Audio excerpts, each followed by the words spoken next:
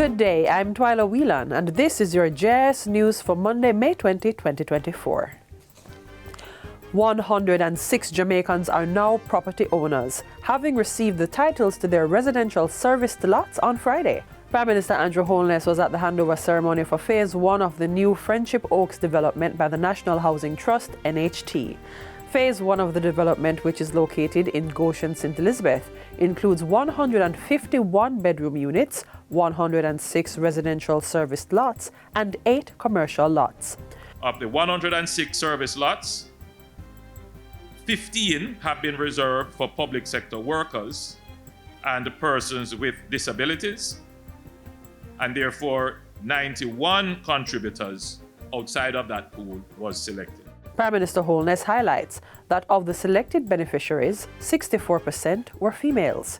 53% earn between $42,000 and $100,000 weekly and benefit from interest rates ranging between 0 and 2%.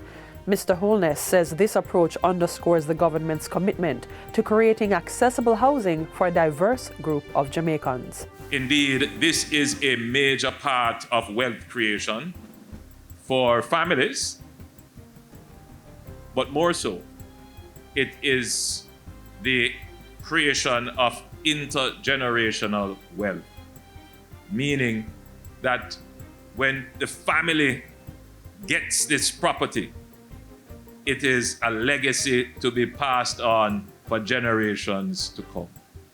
Indeed, it can break the cycle of poverty. The NHT's current program in St. Elizabeth includes 7 developments that will introduce an additional 4,108 housing solutions in the parish over the next few years.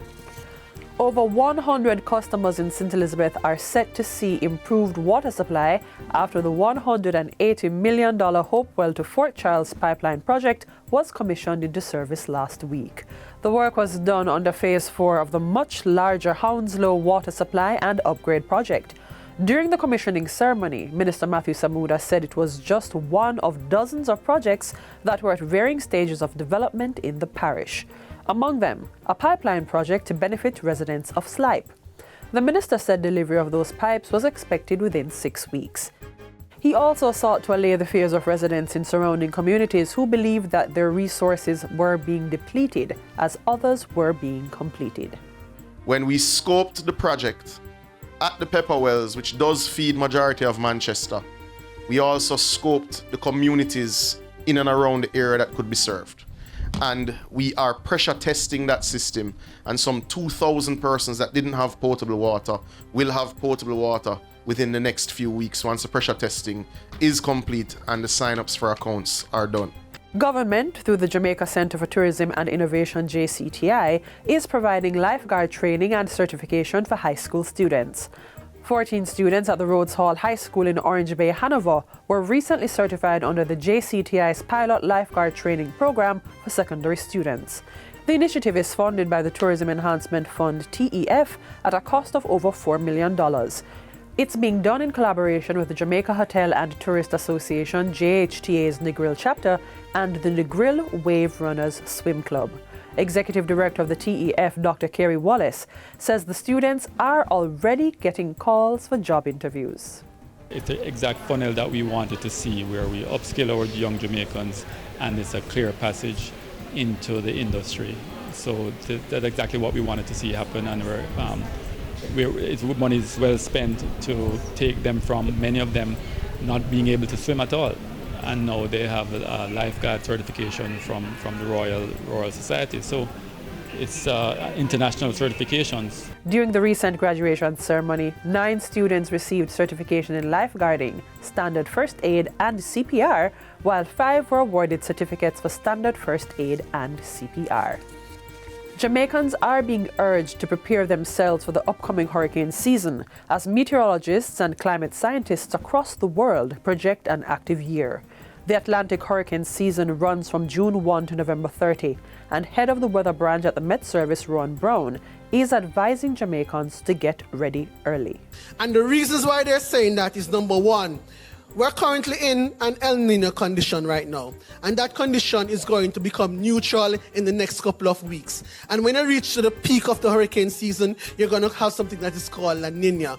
Now, you said that system weakens the wind shear, and therefore you have more energy, more convective activity, and storms are easier to form in that sort of condition.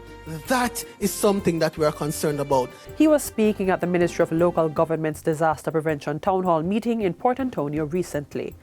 During the meeting, Minister Desmond McKenzie echoed the sentiment and further implored residents to heed the warnings of the Met Service.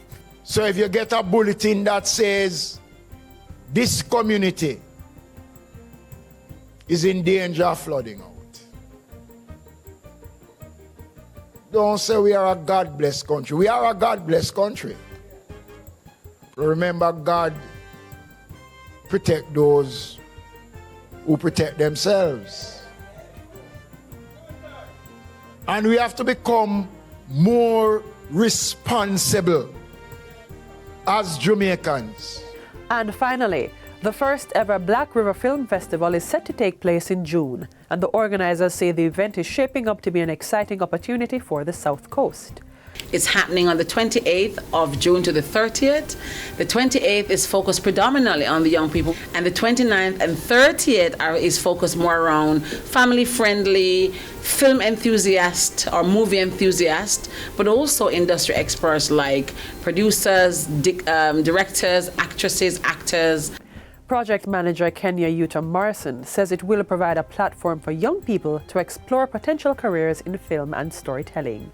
We have a film festival show that they're also going to be performing in terms of a competition that they're doing, and so it's a short film competition. So when they submit that short film, we're also going to be screening that, and it gives them an opportunity to start to create content in a healthy, productive way that will then start to build their skills out. The festival will include a session titled Penning Pain to Purpose, facilitated by the Ministry of Education and Youth's Region 5 office.